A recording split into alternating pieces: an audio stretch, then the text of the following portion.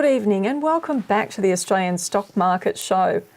Ability is what you're capable of doing. Motivation determines what you do. Attitude determines how well you do it. That was a quote from former NFL coach Lou Holtz. Tonight, Dale and I can help with developing your ability and we can help somewhat with your motivation. But you have to bring your attitude. So make sure your attitude is one that will deliver you the best results. Here on the Australian Stock Market Show, our aim as always is to help you make better decisions so that you not only make money but also keep it. As we share with you the best information and education in our upfront, no BS approach to all things stock market. For our main topic tonight, we're going to take a look at the tech bubble and whether it has burst and some exciting opportunities ahead. Hello, I'm Janine Cox, your host for tonight, and joining me is Dale Gillham, and we're Australia's most trusted stock market educators.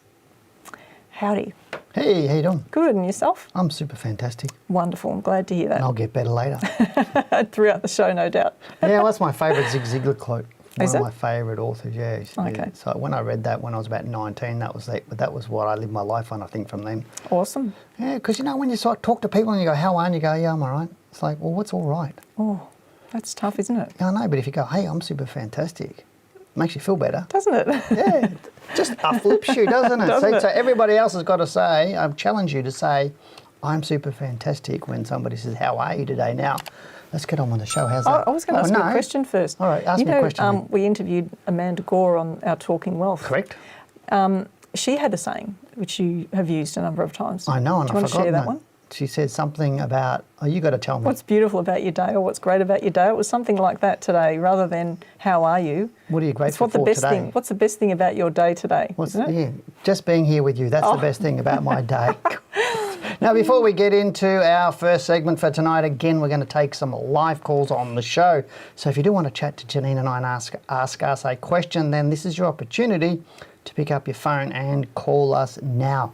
The number you need to dial is 0392909988. That's 03 for Melbourne, 92909988. Now, to get things started, as always, the first person to call into the show right now will get a free copy of my latest book, Accelerate Your Wealth. Now, I know both Janine and I are champing at the bit to chat with you, so pick up your phone and get dialing now.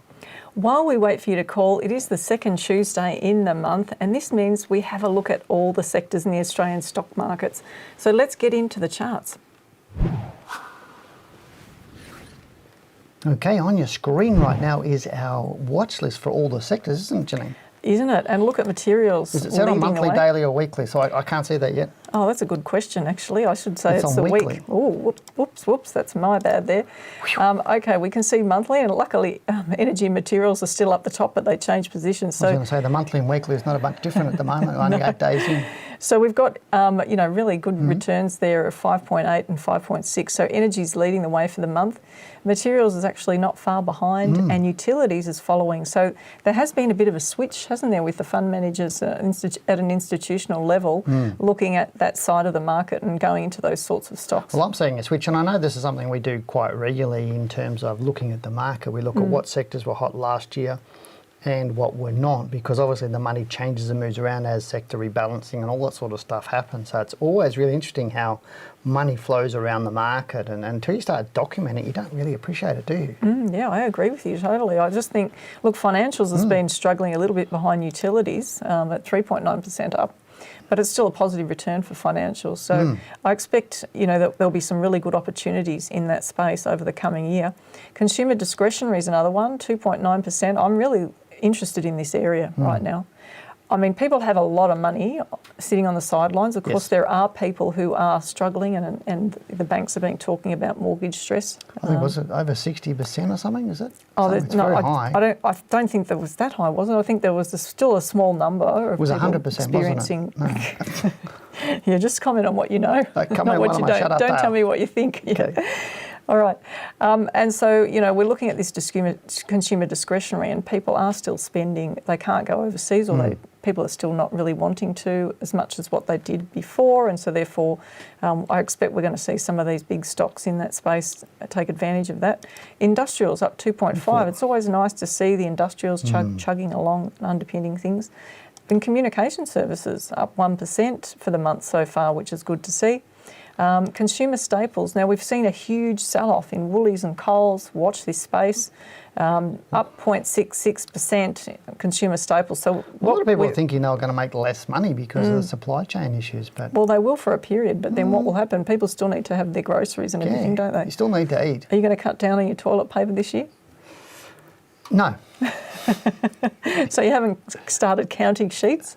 No, I haven't counted sheets. No, but I mean, it's something that people, with inflation as where it is, and the inability to get things, and obviously the price is going up, people are making different choices now, or they will be making different choices. Instead of getting steak, they may be getting mince or stuff like that. So they're the things we need to look at. But I don't think it's going to slow down Coles and Woolies from making money this year. Yeah, okay, good thought there. So look, healthcare's down 0.26%, but there's been a bit of a lift in the restrictions with elective surgery, so that should help the hopefully that will help, sector. But you know, how fast will that come through? And you know, obviously we'd like to see that lifted more.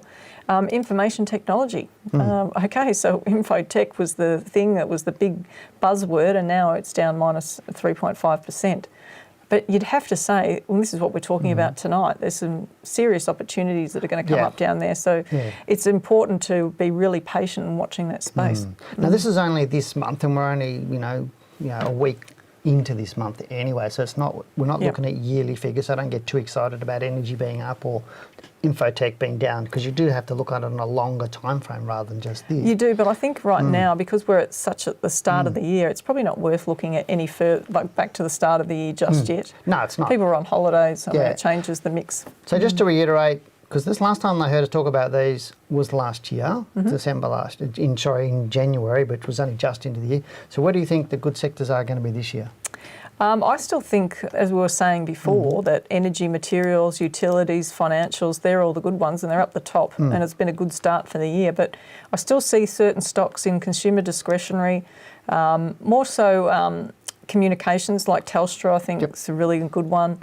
And I think the staples will come back, but it's just going to be a bit of time there. And look, healthcare's been sold off so much this year already, so let's watch that space as we go forward into the year. Cool. All right, well, that's it for that, isn't it? That's it from us on the Australian sectors. Now, look, you know, we talk about the sectors all, you know, regularly, don't we? And we get really passionate about these discussions, but look, I'm just interested to hear your thoughts. Do you focus a lot on the sectors? I do, in terms of looking for money flow, because I know when you're talking about the market, I look at two major things. One is which indexes are getting the money or not. So whether it's the ASX top 20, 50, 100, 200, 500, so where that is. But then I break it down into sectors to look at where the money's flowing, because it's no use, you can't buy yesterday's return, so you've got to look at where the money is flowing to, not where it has been. And so I look at those all of the time, and I would do that about every 3 months. Yeah, okay. It's not something you do every week. It's just a real quick, easy thing you do on a spreadsheet, really quick and easy to do. But it really does help understand where the money's actually moving through. All right, well, thank you for sharing that. Now it's time to get into our first email for the night. All right, our first email tonight is from James, who says, "Hi guys, I have held steadfast for a few years with an average price of $3.10 and was thinking of adding another parcel after the recent dip. It has been on one of my steadiest stocks and the opportunity looks good to me. This stock for me is just a modest, stable addition rather than a massive growth story. Cheers, James." Great stock to own, isn't it? It is, and look, let's just have a look at it. It's quite volatile, so we can see how it's unfolded just recently on the right-hand side of the chart, but looking at the big picture, the left-hand side, the monthly chart, and we can just to get a bit of a comparison for what it's done versus the market during COVID, we saw it pull back about 45%. So that's pretty much in line with what the market did, and then obviously it's rocketed to new highs, but yeah, I just think it's, you know, it's one of those things, it's a sector-wide thing, and it's a market being sold off a little bit, so you're going to see a bit more volatility at times in these shares. So looking at There's been pullback tons of recently. signals in the last five months to exit this stock. Yeah. So obviously, James has got a longer term view on it, or medium to longer term view on the buy and hold. It is a good stock. NextDC, owns data centers, etc., which is good, stable business. Yep. But there's a lot of competition in that area too. Yeah. Okay. So what's your conclusion, or how would you sum up your thoughts? Me, I think there's more downside on this one at the moment. I think, it does look a little bit weak. It's down 16.47%. It's broken those previous major lows. So I think right now a little bit too early, but it's possible we're going to get some more downside. Okay, but in the short term, it could actually jump up a bit, but it might be a bit risky trying to take that trade. Might be a little bit, yeah. Okay. I'm not 100% convinced it's going to go up from where it is right now. That's really what it is. All right, but I believe we do have a caller on the line, Janine, and I think we've got Paul on the line, is it? Yes, it's Paul. Paul, welcome to the show. Where are you from? I'm from lovely Point Cook. Awesome. I drive past there when I go home to see my family in Geelong. So well done, matey. Lovely, lovely area. You've got a question for us today? Yeah, just in line a bit with the theme of the show. Been holding Appen for a while, since November, and in December it looked like it was a easy trading game. But I've come to a stop loss point of view, and I'm just checking.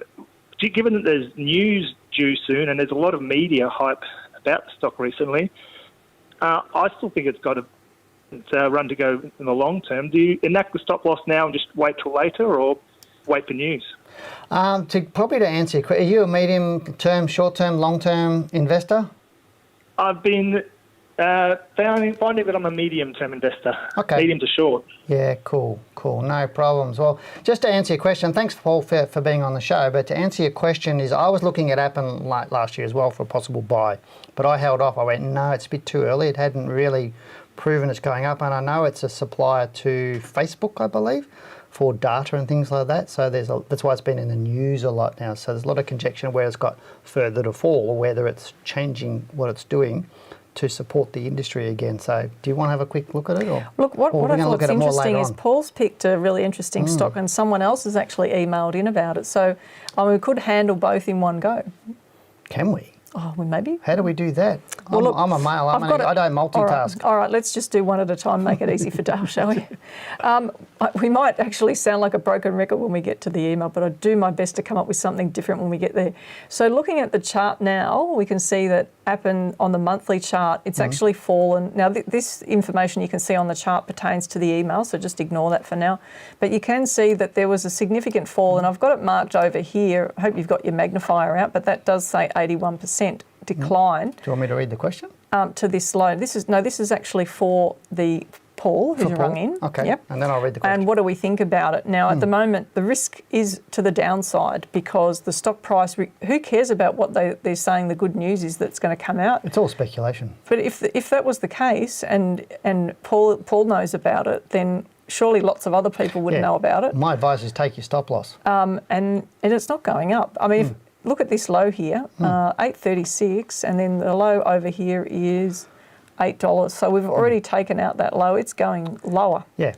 So I'd take the stop we loss. did say that there is a potential that it could find support here right now. But it depends what his stop loss is. Is he going to wait till the end of the week? Is he going to do it now? It's really his call to decide. Well, Paul didn't actually say whether it's triggered it. He said it's at his stop loss, I think. And he didn't necessarily say. But I would, if a stop loss triggers, mate, I'd just take that one and just sit back, because this thing could go nowhere for the next 6 to 12 months. Just go sideways. And what are you saying? You could put that money into something You might as well better. put it into something else that's going up, because there's some great stocks that Janine's going to have for you a little bit later, and some of the ones we're going to see on the show that'll probably be better buys in that short term. But yeah, take your stop loss, put your money in the bank, and then look for better opportunities right now, because it's always safe to do that, because you don't know. And it's speculation. It may tank from here, because there's also speculation it could keep falling, not just rise. I guess the thing is, what's the point of having a stop loss then if you don't take it? I mean, we saw situations during the COVID pullback where a lot of people didn't take their stop losses, and it turned out to be okay for them because the market had a V-shaped recovery. Yeah. But how often does that happen? I mean, if you sort of get fixed in that thinking, then a year, 2 years, 3 years from now, then you could get locked into that and think, oh, I'll just leave it there, and it doesn't go the way you're expecting. So now I've got to read the email on Appen, so we can answer that one too. Yep. So it's an email from Andrew, who says, "Hi Dale and Janine, I bought shares in Appen around a year ago at $21.50. They've since tanked. I made a theoretical loss of approximately 50%. For your information, I bought them before I knew about stop losses over the past few months. They have floated between 9 and 11 and don't seem to do much. My question, would you keep them and see what happens, or sell, take the losses, thus freeing up the cash for other investments? Cheers, Andrews. And I think we've probably answered that one, haven't we?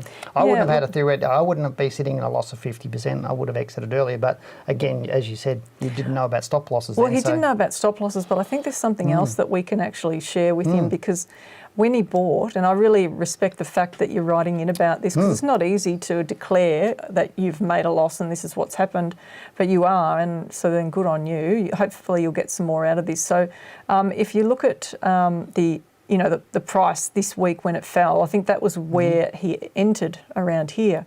So the stock was in a really strong decline. So if nothing else that we do, we impress upon you the importance of actually waiting until the stock stops falling. That's probably the biggest lesson to get out of this one, I think. It's not just about the stop loss, it's where you actually bought in the first place as well. So, there's a couple of really bits of gold there for you. And then what happens after that, and you can see each time that, I'm going to get rid of that because it's really annoying me, but each time the stock actually went up and went down, there was no support for it. It just went up for a couple of weeks and then continued to go down. So there's nothing. Look, it's just straight down here, red, sea of red all the way down there on this monthly long-term chart. So I hope that helps you in some way in future when you're looking at different stocks in the market and trying to decide, well, do I buy this now or do I wait? That's really important. But I think that's one of the things, a lot of people, when they're watching this show and our market reports and everything else, they miss some of the real gold stuff. And you said that's the gold. And I know a lot of people it would have gone, won't necessarily, they didn't understand it. They did understand it, but they didn't appreciate how valuable what you just said is a lot of the mistakes that people are making is in the buy, because that puts them into the situation where they're down a 50% loss. You never should have bought there for whatever reason. And a lot of people bought Appen, and they did with A2 Milk and a few others that shot off like rockets and did really well for a year or 2 years or whatever it was. They came down to cheaper prices and they go, wow, this stock did X number of 100% last year. Yeah. I want to get in on this. And they jump in on those rises only to see it fall away again, and then big long down moves like Appen did, like A2 Milk right now. Yep. And they're sitting on 50%, some like 60, 80% losses on their shares. Now, the other gentleman with Appen, he's not sitting on a big loss because he only bought in September. So he bought in more at a better place. But my analysis of the stock at the time, I was really keen on buying this one. And I went, and the more analysis I did, the more things I went, no, not yes. And that's really where you need to understand how to actually buy better spots, because if you buy better, you'll get better stocks, you'll have less that'll go down on you, and then you'll get stopped out less. But always take your stop losses. Now, I know, obviously, it's Andrew for this one. Was it Andrew? Yeah. He didn't know about stop losses, but if you lose 50%, you got to make what money's in that stock now, Andrew. It has to double before you get back to breaking even. That's the question you've got to have. How long is Appen going to go down or sideways, and is your money better in another stock going up? And my answer is always generally pretty good, yes. Is generally the case. Now, obviously, 50% is a hard loss to take, and I'm not telling you to take it. All I'm saying is you need to decide whether this stock's got further to go down or go sideways. And that's the hard decision. That's a real hard decision. Did you want to add any more to that? I agree. I just, when you see a stock that's continuing to fall, a stock can always go lower, and that's the challenge with it. So never think that, just because a stock hasn't traded to a level in 12 months or some rubbish like that, that now it's looking cheap. Don't trust if a broker report comes out and says, that it's actually looking more fair value and all this. Do not trust that either. If the big money's not behind it, then don't go into it yourself is really the thing. At the end of the day, if you exit it and it goes up, you can buy it back in for a not much higher price. You've got to realise the tax loss, and you've got a little bit of slippage. It's not too big deal, is it? All right, I think we should get into our next email now, which is from Jeff. Hi, Dale and Janine. I'd be very interested in your views on the so-called bad boys of the stock market. These are the stocks that one has to talk about in hushed tones to avoid the wrath of some members of the community. The stocks I'm referring to are, of course, the oil and gas stocks. I believe that we're going to see a significant escalation in value of these stocks in the next 12 months or sooner. I have a particular interest in Woodside and Beach Petroleum, and I would be interested in your assessment of both. companies and your thoughts about the future of oil and gas companies in general. Regards, Jeff. Wow, I've never heard them called the bad boys, have you? Well, look, it depends on your view, like of climate change and your view of the environment and everything else. So, there's been talk and the things that I've watched on the internet about the mining companies. And I heard one woman talk and she said, well, are we going to one day look at you like we looked at the tobacco companies in terms of what you're doing to the world? But, you don't want to make a judgment on what you're about to judge without actually having looked at all the information. So, we're looking at charts and we're looking at the prices of stocks and we hear about different announcements about companies, but we might not know everything about what's going on with the company at the time. We do the research, but things can come up sometimes that we're just not aware of. So, but if Woodside is going up and your view is that they're likely to keep going up, then you may actually be right. So it's just a matter then of having a good set of rules to actually take advantage of that and get in on that. So Woodside, we can bring up a chart of... I can't even see where it is. Yeah, I was just about to slap your hand, but I thought that's probably inappropriate, isn't it? Well, no, my wife might not like you. She loves me. All right, so here we go. We can see the chart there trending up and looking at the way that Woodside's been trading in the short term looks really good. It looks very different to what it was doing some years ago through COVID and all these declines that we've seen down here. Mining stocks, of course, have a different nature and they can be a bit more unpredictable than, say, a bank stock and even a healthcare stock. So that's what you've got to be aware of when you go into these mining stocks. People think that they've got to trade penny stocks to make money quickly. These stocks can do that really quickly if you have some really good ones in your portfolio. And, they're doing all the right things at the moment, aren't they? Well, they are. And I think a lot of these stocks are going to be reinventing themselves over the next 1 and 2 decades. We're already seeing Fortescue getting into different things. We've seen BHP getting into them. Making themselves greener. Making themselves a lot greener because they want to survive long term. So they're making those adjustments. And obviously, if we're on electric vehicles, why do we need petrol? Yep. Yeah, so okay. But look, I'm not referring to anything on Woodside or anything like that, but maybe I've watched too many movies. Come on, get controversial. I'm going to. But look, maybe I've watched too many movies, but, this is not about any sort of factual research. It's just a comment. But why are they bringing out so many movies that are talking about sinkholes and things and people falling down into holes? Shows that I've seen. When you put a straw in your mouth and you suck the water out of the glass, there's a big hole empty. So you're saying if we pull oil out of the... Yep. What are we putting back in? That's right. So, I just think maybe it's a sign of the times, I'm not sure. But right now, if you want to know the thoughts on Woodside and what we think about it, well, it's going up. Cool. All right, Janine, I think it's about time we got into our topic for tonight. Now, Janine, I'm not sure. I'm not sure about you, Dale. I'm never sure about you. Never sure about. I'm not sure about me sometimes either. Okay, but I'm excited about tonight's topic. So let's not hold everybody in suspense any longer, shall we? And I'm sure you know, Dale, that last year and into the start of 2022, the tech bubble burst. Right? Yep. Bang. Here in Australia, stocks such as NextDC, WiseTech and Altium all fell around 30%, whilst in the US, stocks like Meta Platforms, which many of you may know is Facebook's new name, fell heavily. And last week, Meta fell by 26% in just one day. Another big US stock, Netflix, is down over 30% this year, and we're only 5 weeks into 2022. Well, that's all very well and good, but I'm pretty confident that I know the big questions viewers will be asking us right now, or in their head anyway. The first being, is the fall over? And the second one is, can I buy now? Well, you're in luck, as we're going to share answers to both as we give everyone our thoughts on tech stocks. And first we need to look at whether we're seeing another tech wreck like we just saw over 20 years ago, or whether this pullback in tech stocks is just another opportunity to pick up great stocks at much lower prices. Before we get into it, Dale, can you please sum up your thoughts on tech stocks in a few words? Just a few words. A few words. Opportunity, risk, speculation, FOMO, great trading. Okay. I wanted to see if you're a man of few words or something else. 5 words. I think everyone else knows the answer to that one anyway. Clearly that you're quite excited about this area, as am I, of the market both here and in the US, and have lots to say, which is great. Well, I'm cautiously excited, Janine. So whilst I think they're at the start of another technology boom, I think the boom will not be coming from the big players that we've seen in the past few decades, nor really from the same areas. And I firmly believe we're now moving into Web 3.0, so I'm really excited to see what that brings. Let's get back to the correction in tech stocks. Otherwise, you'll be speaking all night.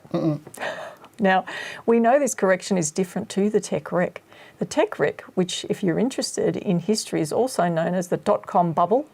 What we know is that the tech wreck involved massive FOMO and speculation on technology stocks, many having no earnings, and eventually went bust and disappeared from the market, leaving investors in a pool of despair and shattered dreams. Yeah, totally. I remember those days. There's so many fortunes were made and lost again in such a short time. Now, friends and others that I knew trading, they were trading anything that they could get their money on, and they were encouraging me to join them, Right. which is really strange. Now, those were the days pre-chat forums, smartphones, and so now the pressure is really 10 times worse than what it was in those days. Right. Well, we know that cycles exist in the market and they repeat. So my question to you, Dale, do you believe what is happening now is another tech wreck? Short answer, no. But I'm guessing you want a longer answer to that one. Yes, please. All right, in any large correction, you'll more likely see some companies go to the wall. But right now, factoring in all that is known, the technology sector, both here and the USA, I believe, has so many good, well-established companies who have become household names. We've mentioned a couple.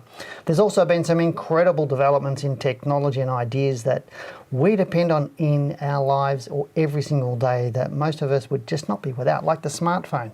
And we need to remember the iPhone was only released in June 2007. So this is how fast we adapt to these new technologies. And I find it really interesting to think about how young the technology that we depend on every day is. We also need to remember that it was only in the 90s that we gained access to the World Wide Web. Now, think about that and what this means in terms of opportunities in the next decade and beyond. So Web 3.0 is so very exciting. Agreed. Just one thing before we look at the stocks for tonight. When we look at Australian tech stocks, the timing of the falls on Australian stocks will differ from more mature US tech stocks. And the important thing is not to ever think that you've missed the boat when a market is running.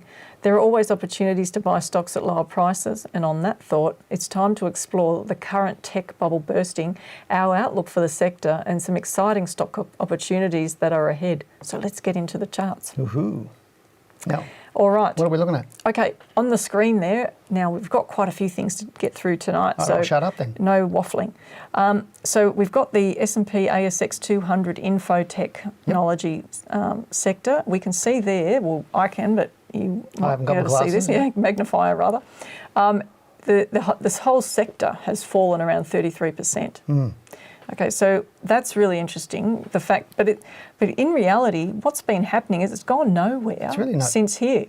Yeah. So we're talking February 2021 is really, it's not the peak, but it may as well be because the market really didn't push it higher, not by much anyway. And I think it was a false rally up to that high. Yeah. And it's only just rally, it's a suckers rally, and it's just come back. Yeah, if you want to understand suckers rallies, have a look at this. Just really study that and what unfolded and what it looks like. Well, those were the people with FOMO. They missed out on that first big run out of the COVID low.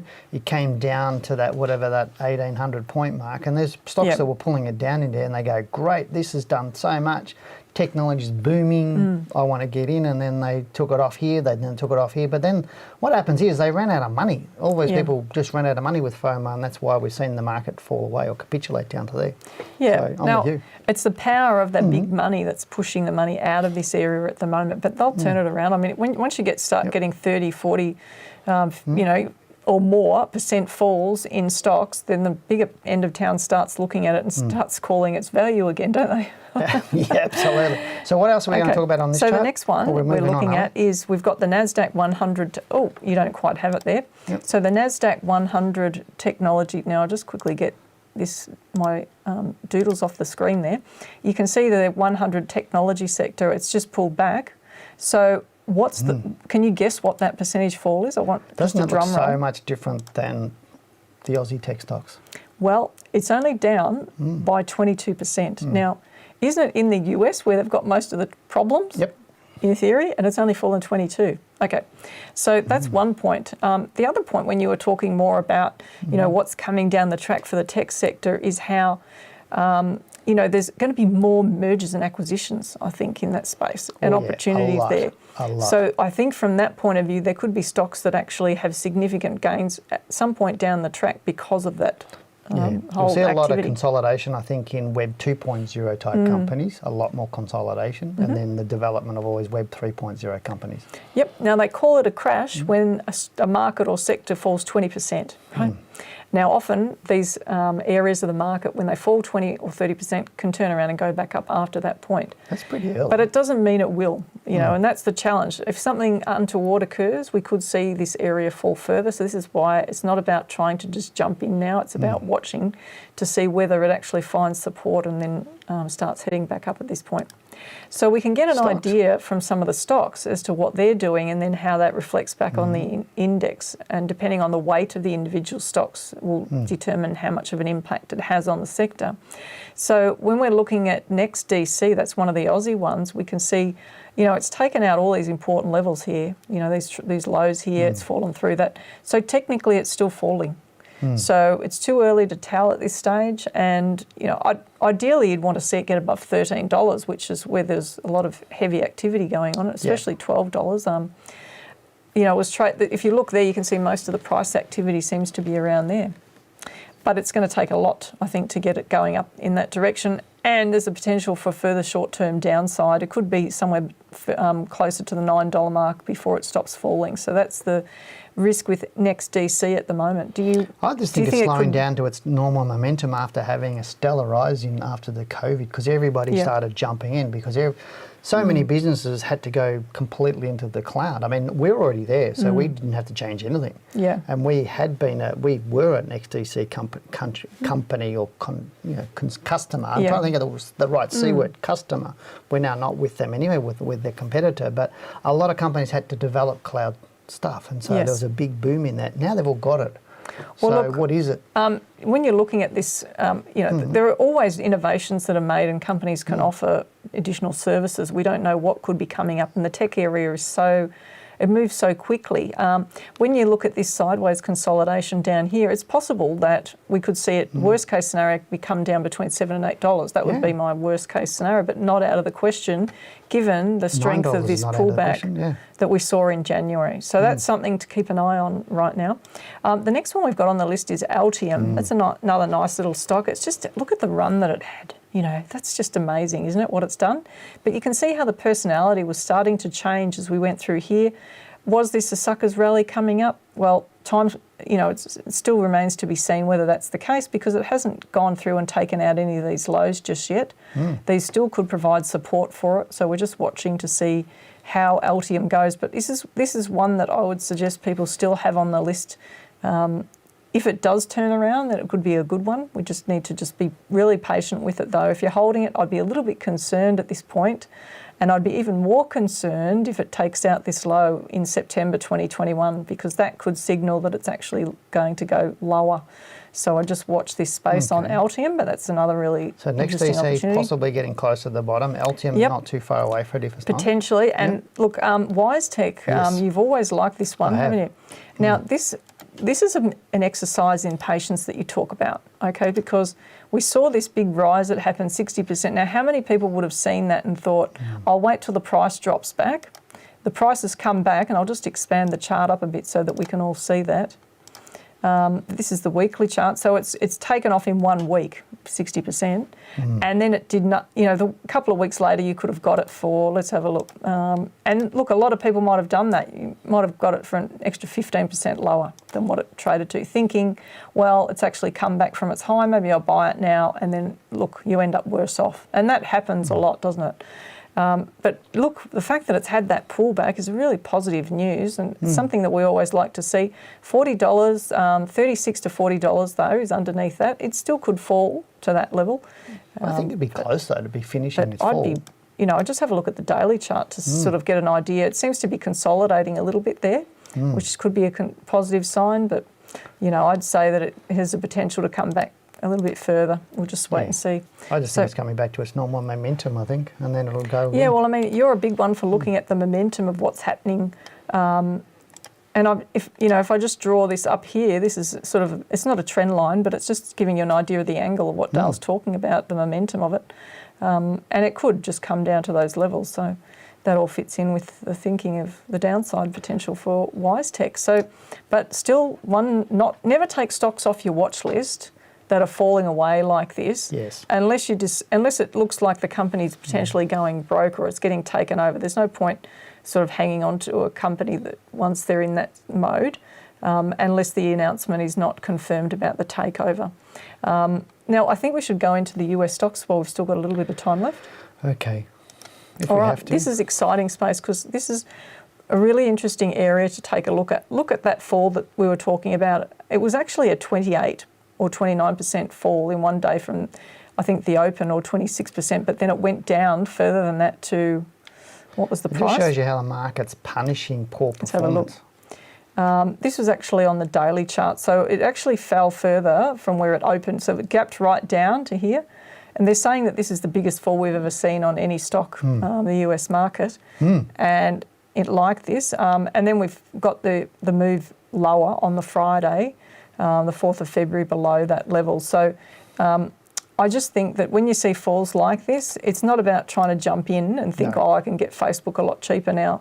You know, the game has changed a little bit. It's about being really patient and waiting to see what happens next. And of course, we've got Netflix as well, which is very similar in terms of how far that one's fallen. This is a great stock. I do like Netflix. I do like that. I and really it's the angle of the momentum you talk about before that it's come back. I think this has been seriously oversold. When you see drops of the same degree, 23.8, and it's very similar to what we saw in that, that day in Facebook. To me, that's a sector-wide thing.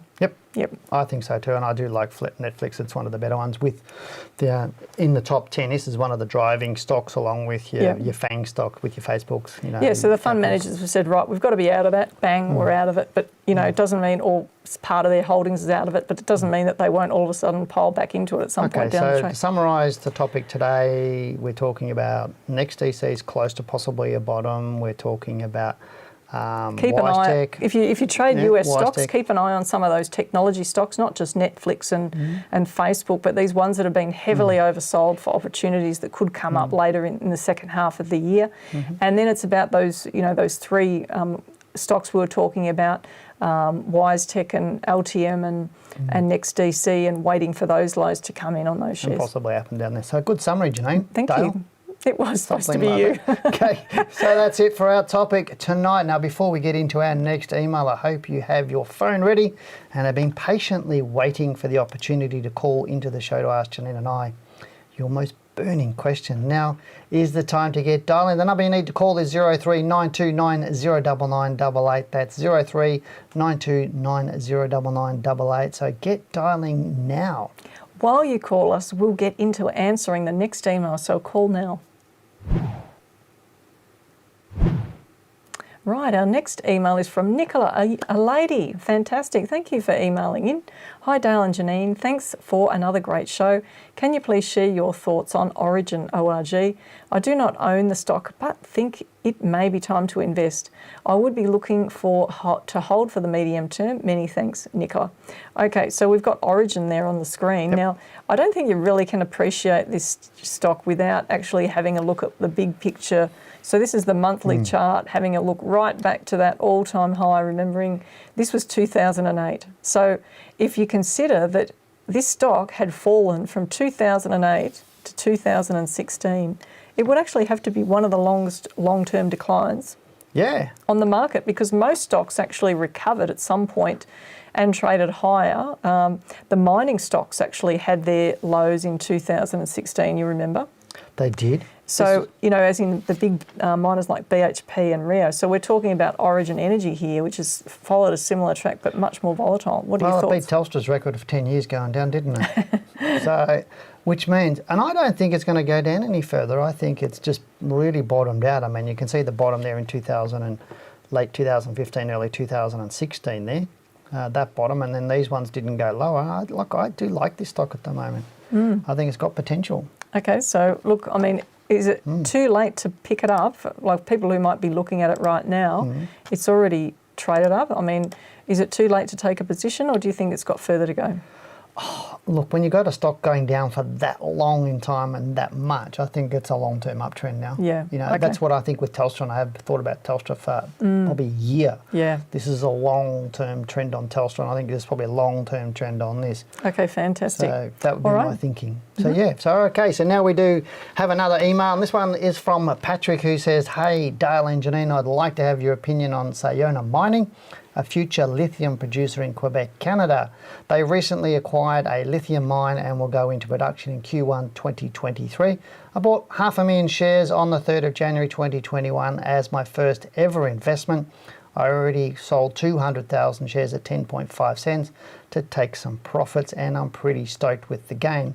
Planning on holding the rest long term, as I think there is lots of upside once in production. The share price seems to be in an accumulation phase at the moment. Fundamentals still look really good to me, but I have no idea about technical analysis. What does the chart tell you? Thanks so much. Greetings from Perth, Patrick." He's got more intestinal fortitude than I have. Okay. His first investment into a speco like that. Yeah. And so if you're looking at this stock, you can see the left-hand side of the chart and what Dale's talking about. Now, this is probably a backdoor listing, just looking at the way that chart looks. And since then, it's just crawled along the bottom. So I'm going to chop the left-hand side of the chart off so you can really appreciate what it's been doing. You know, if that was a heart monitor, you'd probably be dead, wouldn't you? You would be. I reckon he should be playing for Australian rugby team. He's got that much guts to go into something like this on his first trade. Okay, so he's gone in down here, right at the bottom. So I'm not surprised that he's really happy. But I mean, there were good entries to take even after that. In June 2021, there were more as it started to trend up. But you can see how the ranges started to change, the ranges of the rise on the stock. And then all of a sudden the personality changed around this peak here. So that was a bit of a warning sign. Look, I think that and look, I could be wrong, but I think a big part of that news about the mine coming online has already been factored in. Yep, it's already factored in. I don't think there's a lot of upside on and this. And the only way that, you know, that I would even remotely get interested in it is if it went through this high. Even then it would still be quite risky to buy at that point. Yeah, well, I mean, the big end of town would have already factored in it being in production and stuff like that anyway. So all of that, as you said, the big rise are probably already. So I'm not sure it's going to be that much. But hey, great. Thank you for sending in your email into us. All right, we have another caller on the line. It is Scott. Hello, Scott. How are you this evening and where are you from? Oh, hi. I'm from Canberra. Canberra. Wow, fantastic. The capital. And how is it in the capital today, or was it? Oh, it was a beautiful day today, actually. Yeah, it was really wonderful. Nice. Excellent. Say hi to ScoMo for us. All right, then. No comment. And you've got a stock that, no comment, you've got a stock that you'd like to share with us tonight and a few comments about that or a question. Would you like to tell us what you've got there? Yeah, question. So I'm kind of new to the game, probably doing research over the last 6 to 12 months and started just buying in over the last couple. And I've really been getting into the lithium and where it's going with the future, working towards that 2030 sustainability plans that a lot of the world is going towards. And I found one in Northern Territory called Lithium, CXO, Charlie X-Ray Oscar. So just looking at, you know, their futures and how what they're looking towards with regards to the contracts that they've recently signed on with a Chinese company, and then through them to Tesla for supplying lithium spodumene to them. However, just looking at the last few years worth of numbers, I don't know, there's a lot of negatives with regards to revenue and everything. You guys to have a look at that for me. So that's making it a bit uncertain for you, and so you're wanting us to give you an opinion of the chart sort of to balance that view, is it? Yeah. Like I understand, I haven't yet taken one of your courses, which I'm actually looking into, but and I understand you can't really give me an actual response or direction, but just a little bit of guidance. Yep. Yeah. Happy to help you, Scott, and great question. I know that a lot of the viewers will be interested in this one, so thanks for calling in. We really appreciate it. Dale, let's get into the chart on this one then. I mean, I understand why people are excited about lithium, because obviously it is the future, but so is hydrogen and quite a lot of other different alternative fuels. So My question is, has lithium done most of its run already over the last couple of years, and is it just going to go sort of sideways for the next year or two? That's one question. Or is there a hell of a lot more to go? And that's really the question, isn't it? Obviously, the big Well, you'd push. have to think that we're at the early phases of electric cars. I mean, there's we got to be a are. lot more people taking that up as we go forward. Yeah, totally agree. And so that's what I'm saying is, has the run already happened in advance, ready for that? And then are we going to just play, the fundamentals are going to play catch up on some of these stocks over the next 12 months or 2 years, or is now still the time to buy? That's the question, Well, isn't I it? mean, I just look at the chart right now of this stock, and I wouldn't be buying it right now, but that's me. Yeah.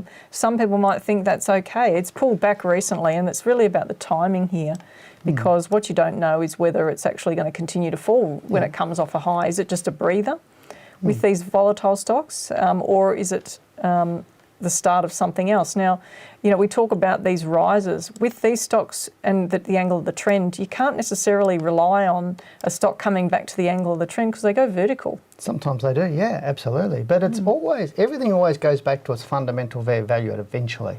So whilst it may scream away from its fundamental value, it's sort of like it's got a big rubber band next to it, underneath it, and it goes bang, comes back to it again. So has this rubber band been stretched too much or not quite enough yet? Well, I think there's a risk at the moment. I think it'll consolidate sideways in the short term. It could just trade anywhere between 70 and 90 cents in the short term. If it starts to pull back below 70 cents, then you know there's more downside. But if it starts to head above 90 cents, then I think it's going up again. Yeah, there's a couple of things he actually said about some of those fundamentals, and that's what I was asking, those sort of questions. So I agree with 100% agree with you. I think it's too early right now on this stock. It might go sideways for a bit, but I think it needs revenue, it needs things happening and contracts, all sorts of stuff. We go back to some of those other sessions in the evenings that we've had, and we've shared things with you, and we saw lots of different formations on charts that indicate when the better time is to buy. And, you know, I can see lots of those on the chart here already, so it may be done. Cool. In the short term. All right, there you go. Okay, now we have an email from somebody called Dude, who says, "Hi, Janine and Dale. I look forward to your show every week and learn something every time. When I set my stop loss, I always set it so that the trigger is 0.5 cent higher than the selling price. Say if my stop loss is at 4.85, my trigger will be at 4.90, or so 5 cents higher, not 0.5 cent. So far has worked for me during the current correction. I've only traded a few securities. I've just started trading and still on my L trading plates. Half my stocks triggered the stop loss and sold, whilst the others are still trending up. Would like to set my sell at market price, but I'm concerned value would come down in price very abruptly when a glitch occurs, and some automatic trading system could purchase those securities. Please, can you explain what happens to securities when the glitch occurs? Thanks." Look, that's I an think he interesting thinks too question. I think he's overthinking it He's as way well. overthinking it. So he's worried that if he puts his trade into the market, that there's going to be some sort of glitch and it's going to fall away and someone's going to get it cheaper than what he wants to sell it. Is that what it is? Well, I don't know. There's a couple of things, you know. If you've got an exit price at $10, that's your stop loss, but he's saying he's putting his exit at 5 cents higher than that. Like, how do you do that? If that's your stop loss, the exit should be underneath it. Yeah. You've got to trade to your stop loss and then trade through it to stop it. So that was one thing that's confusing me Maybe he's first. allowing himself some sort of buffer. I don't quite understand. I don't know, because you don't sell until it triggers, and that's the thing, is it triggers first and then you have the exit. So it's the other way around. Now, it might have worked in this. That's quite a tight stop loss too. Yeah, I mean, maybe he's setting a stop loss. He's setting two stops essentially. I don't know. One, the first one, the higher one, is like that's where he's planning on getting out. But if it becomes really volatile, then he'll get out under the other one. Okay, question: automated trading. Do you worry about it when stop losses and stuff like that? No, but I mean, if you're dealing with much higher volatile stocks, you can. I don't know whether that's the case. Well, it sounds like, but if it is, depends on the stocks that you're trading. But if you're trading stocks that have liquidity issues, then there could be Gapping around issues to do with just the sheer size of trades that can affect the movements of those shares and can be open to much more manipulation.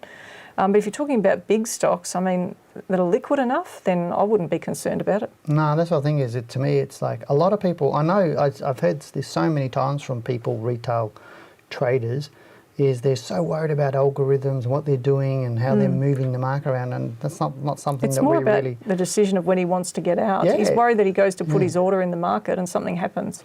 Yeah, trade at market, that's not an issue, just do that. That's normal.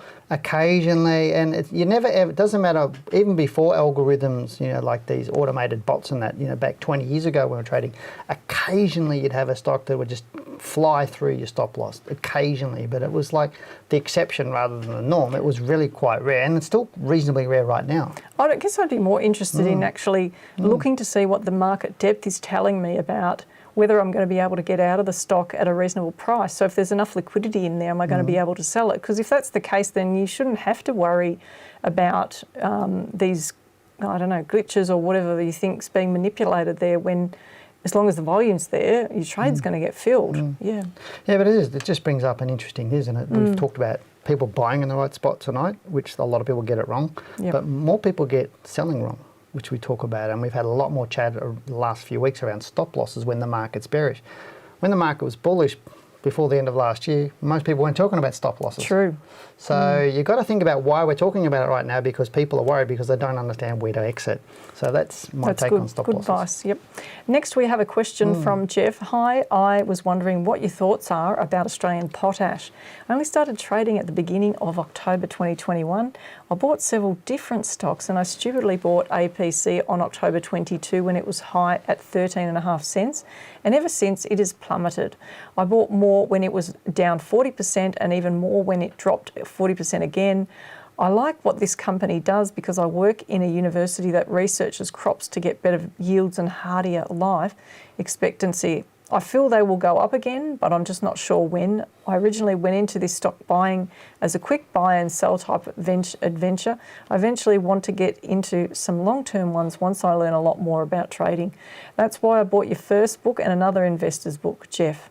Okay, so he's at the start of his journey, obviously, but we're talking about a stock that has actually fallen significantly since he's bought it. Now, And he's bought it a couple more times. yeah, as it's falling. Dollar cost averaging, that will kill you if you follow that tact, especially with a stock that's got low liquidity like this.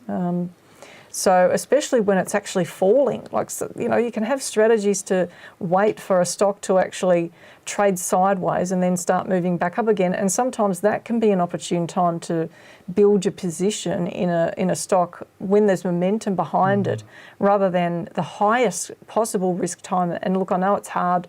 You don't know what you don't know, and when you start, then you're wondering whether you've done the right thing. But clearly it's a really important lesson to be learned now, and better to be learned at the start of your journey than still be doing this, down the track. So first of all, I'd say it's a really illiquid stock. Don't worry about the story, just worry about the direction and you'll get it right.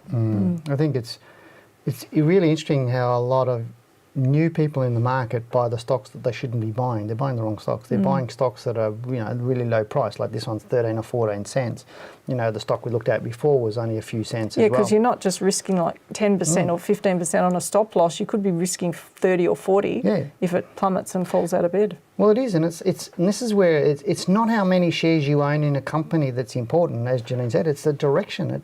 I'd rather buy one $100 stock than 100 $1 stocks, because if the $100 stock is cheap, that could make much more money than the $1 stock that's expensive. It's because it's only worth 50 cents. And this is, people think because they own more shares that they're going to have the potential to make a lot more money. And the answer is no, you're not. It's about getting quality shares. And when you're starting out trading, it's really, really critical that you pick the big stocks, the liquid stocks. Don't go outside the top 20, top 50. If it's not in there, forget about it. Focus on that, because the trick is learning how to trade first, to learn how to buy and sell, how to get all that right, get your money managed right. And then when you're really comfortable with that and you know how to do that properly, then go outside of that. But until you do that, until you really prove to yourself that you know how to buy, how to sell, and you can manage everything, then and only then can you take higher risk on stocks like this. So I think he's bought the wrong stock. Might have a great story, but he's not making money. All right, so we have another email, don't we? Okay, so our next email is from Boris, who says, "Hi both, I have a question about A2 milk and protecting myself against gaps. I watched A2 milk falling from the sidelines since COVID and was keen to enter once it was showing signs of a reversal. I bought on October 19th at $6.74 and had a stop loss at $6.54, thinking we started a nice uptrend. My stop loss didn't work with the gap down on October 27th, so I still have the stock and now sitting on losses.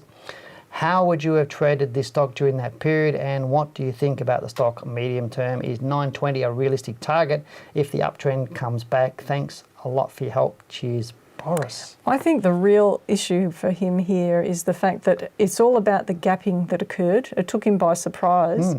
One of the challenges when people are learning to trade is that you're preparing an entry and exit strategy, so you know what you're risking to the downside before you get in, and you accept that risk. And I think that you've tried to do that, and I take my hat off to the fact that you've actually set the stop loss, but the stock has gapped below, but then you've held rather than just saying, right, just get out of it because it's gone through. Now, you know, you might have been okay to hold for a day or so just to see if the stock was actually going to go back up again, if it was looking like it might find support. But once it's below that, you just get out, really, is the point. So I think it's about the that decision-making process and to have a plan before, because stocks can do erratic things. I've had people email me and say, look, I've got this stock, it's triggered my rules, I want to buy it, but it's actually traded up way more than what I expected when it triggered the entry.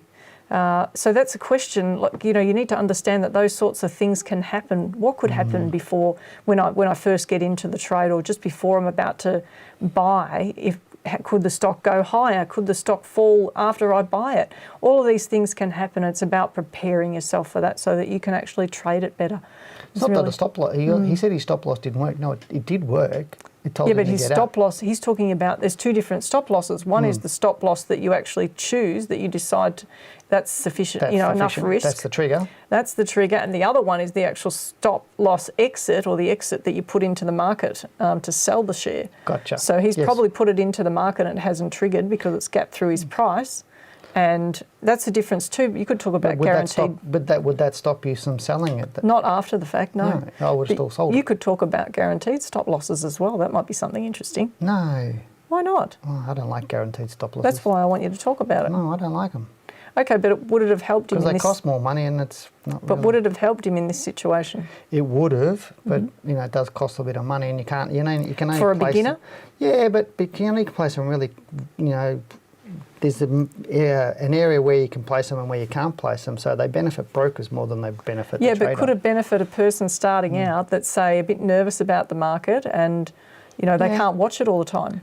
But to me, again, this is another example of where somebody's got their entry wrong. Because if we look at the chart, he's bought in October, right, on October 19th. So, you know, he really does need to look at it and go, okay, where was my entry? You know, and making sure he's got a better entry, because it was going sideways and down at that particular time. It started to go down. Yeah, so looking at that, saying, okay, where is my stop? What am I doing? Where am I entering? Am I entering on an uptrend? Has it confirmed an uptrend? Is it not? Is whatever? All those things have got to be put into it. Yep. So, and I don't think he's thought enough about that. Okay. So, I'm sorry, that's my tough BS, tough love, but no BS approach. Now, he's talking about a level around 920, which I think that, you know, he's got some really good thinking there in terms of the upside potential for this share. Yep. So it could be finding support right now, couldn't it? It could be. Because if we just look at it on a more detailed level as to where it is right now, the risk is it's taken out this low. So the first point is it potentially could go lower. But I mean, given he's still holding it, what would you say? Like, if it takes out this low, if say you were still holding it, or you inherited some shares, right? And this is what happened, and the stock's sitting there. Would you wait for the stock and see if it actually recovered from here? There's a little gap up there. Well, given they were given to me, given though I inherited and there was no emotional baggage on there and it cost me nothing, I would just hold at the moment and see what happens. But if it kept falling? I'd get out of it. Okay. All right. Next, we have a question from Shane. Hi, Dale and Janine. A few weeks ago, you did a show with stocks under $10. Oh, great that you're watching. So I made up a watch list of the stocks and have done some analysis according to Dale's 2 books, and I'm wondering about your thoughts on AGL. Technically, I think I am right, but fundamentals I am unsure about. Thinking a close this week above the latest high might be a good entry. Looking forward to your thoughts. Cheers, Shane. Now, he's not sure about the fundamentals, and I guess he needs to do a bit more research on that if he wants to satisfy himself about the fundamental side of things before entering a stock. Now, part of that could be deciding ahead of a trade what is the criteria that you're going to use to make the decision. You're going to have some fundamental criteria in there along with the technical rules. So what does it need to actually be indicating to you on a fundamental level before you'd be able to buy? And then on a technical level, what is the minimum, or what do you want to see overall, big picture and short term, the stock do before you're willing to take it? So he's talking about taking a trade in the short term. We've said on the show a couple of times already that we think the stock looks good, more medium to long term. We've talked about the fact that, you know, there could be some resistance around these sorts of levels. So then it's really just a question, if you're starting to trade, or if you're a trader, then it's just a question of you deciding, well, what strategy would I use to do it? And then make the decision yourself and decide. But the important thing is when you go into that, decide how much you're willing to risk right at that point, not after you're in the trade. Decide that at the time and then manage it that way. It's really important when you're first starting out, and turn it into a dollar amount. Don't just say, oh, look, I'm risking, 10%, 15%. How much money is that? Because that could affect you during the trade when the stock's unfolding. It's important to remember. Oh, it is, and I think you've said some amazing stuff tonight that I hope our viewers have really, really taken in. Because it's about the buy and obviously making sure you get the right buy, buying the right stocks as well. It's really, really critical, and I think too many people getting into the market think that they've got to buy the more spectacular stocks so they can make spectacular profits because they don't have much money right now. But the process in the first bit is about learning to earn. So learning how to do it well so you earn the right to make the money. I think hopefully everybody's got that. But that's our thoughts on AGL. Now, if you called into the show and you missed out on us answering your question, then watch our show next Tuesday between 7 and 8 p.m. as we'd love to chat with you. Now, if you're not able to watch the show live, you can email your question ahead of the show like so many did. You do this by sending your email to info@wealthwithin.com.au. Remember to include Wealth Within Live in the subject line. Also, we would really appreciate your support for what we share each week. You can simply do this by subscribing to our channel. So if you haven't done so yet, please hit that subscribe button now, and also give us the big thumbs up. I'd give you a big thumbs up, hey? Well, that is it for tonight's show. We do hope you enjoyed what we presented tonight. We've so enjoyed receiving all of your emails, and thank you to those who called into the show. We love the opportunity to chat with you personally. Okay, and as always, thank you for joining us, and we hope you had a great week. For now, goodbye, good luck, and good trading. Bye for now.